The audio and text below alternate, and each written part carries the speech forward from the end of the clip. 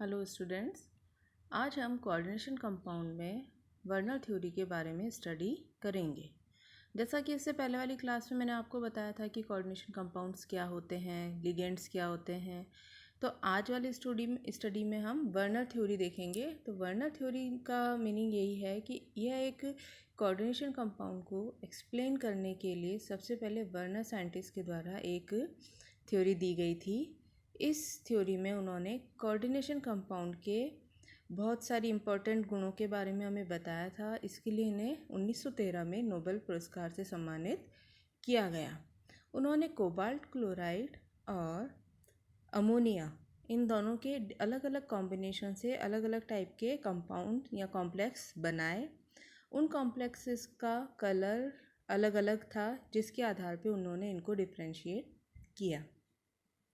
जैसा कि हम इसमें देख रहे हैं कि कोबाल्ट क्लोराइड और अमोनिया के फर्स्ट वाले कंपाउंड में कोबाल्ट में ऑक्टाहेड्रल तो इसकी संरचना है, लेकिन इसमें इसका सबसे नीचे देखिए, इसका सूत्र, इसके जो फॉर्मूला है इसको समझा रखा है, COCl3.6NH3।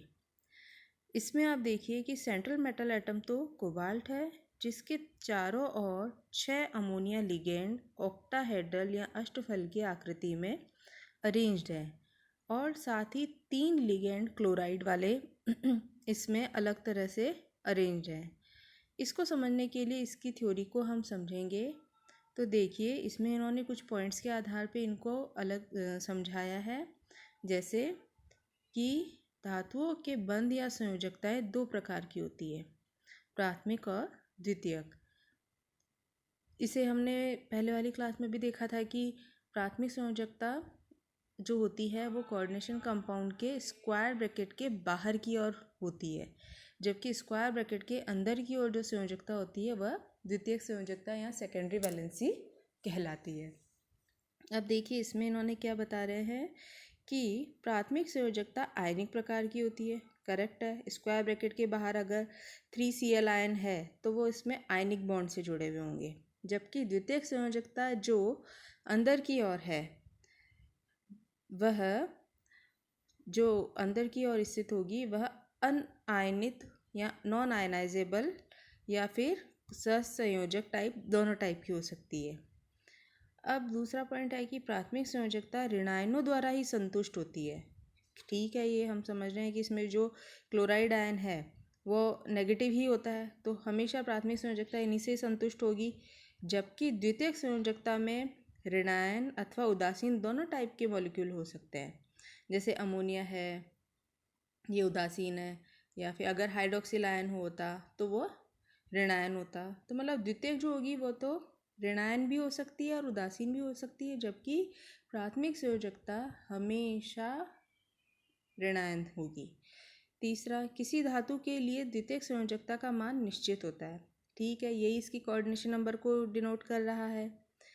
नेक्स्ट, किसी धातु की प्राथमिक संयोजकता से केंद्रीय धातु परमाणु के ऑक्सीकरण अंक की जानकारी मिलती है। ठीक है, कि उसके बाहर कितना आवेश है, उस आवेश को न्यूट्रलाइज करने के लिए ही तो आपने उसमें नेगेटिव आयन से उसको बैलेंस किया है, तो वह उसकी ऑक्सीडेशन नंबर को समझा रही है।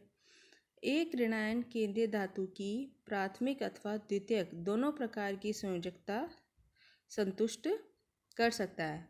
हाँ, कि जो नेगेटिव आयन है वह यह तो कन्फर्म है कि वो उसकी प्राथमिक को तो कर ही रहा है, लेकिन साथ ही वह द्वितीयक को भी संतुष्ट कर सकता है। जैसे यही जो एग्जाम्पल हमने लिया है, इसमें क्लोराइड आयन इसकी प्राइमरी वैलेंसी को भी संतुष्ट करेगा और सेकेंडरी वैलेंसी को भी। तो इस तरह से इन्होंने इसके 5 टाइप के कॉम्प्लेक्स बनाए, जिसमें देखिए सेकंड वाले में COCl3 और 5NH3। तो यानी कि इसमें 5 अमोनिया के जो लिगेंड हैं वो तो इसकी सेकेंडरी वैलेंसी से संतुष्ट हुए हैं, और 2 क्लोराइड प्राइमरी वैलेंसी से, और 1 क्लोराइड जो है प्राइमरी और सेकेंडरी, जिसको सॉलिड लाइन और डेड डैश वाली लाइन से डिनोट किया है। इसी तरह से COCl3 और 4NH3, इसमें आप देखिए कि 2 क्लोराइड मॉलिक्यूल जो है वो आपके प्राइमरी और सेकेंडरी दोनों वैलेंसी को संतुष्ट कर रहे हैं, और 4 अमोनिया आयन है। थर्ड वाले में तीनों क्लोराइड आयन इसकी प्राइमरी और सेकेंडरी, तीनों क्लोराइड आयन इसकी सेकेंडरी वैलेंसी को संतुष्ट कर रहे हैं, और 3 अमोनिया आयन है। इन संरचनाओं में टूटी हुई रेखा प्राथमिक संख्या को प्रदर्शित कर रही है, जबकि ठोस रेखा द्वितीयक संयोजकता को।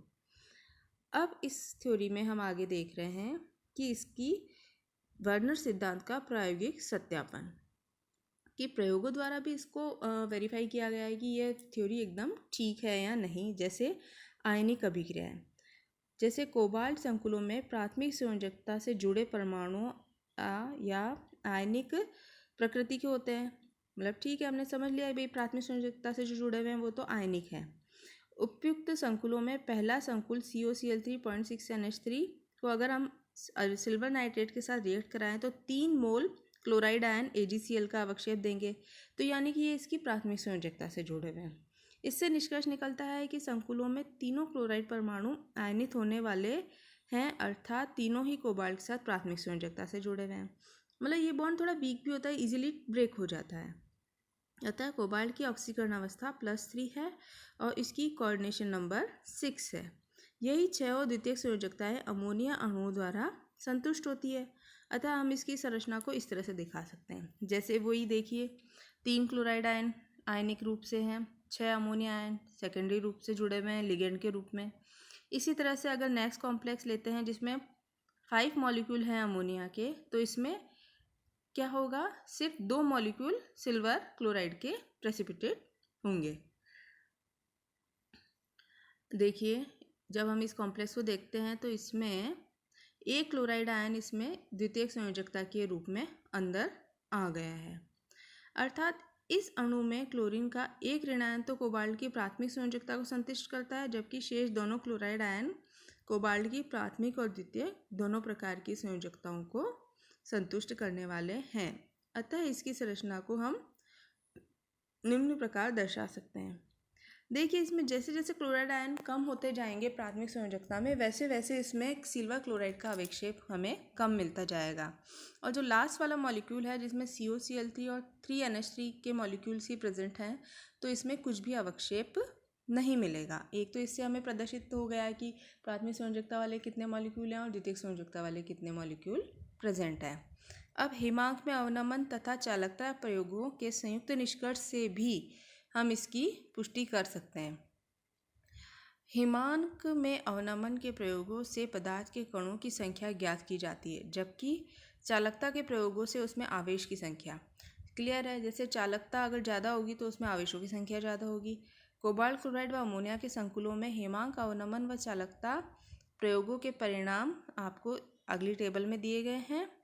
प्रति मोल कणों की संख्या व उन पर विद्यमान कुछ आवेशों की संख्या के आधार पर इन संकुलों की संरचना को निर्धारित कर सकते हैं।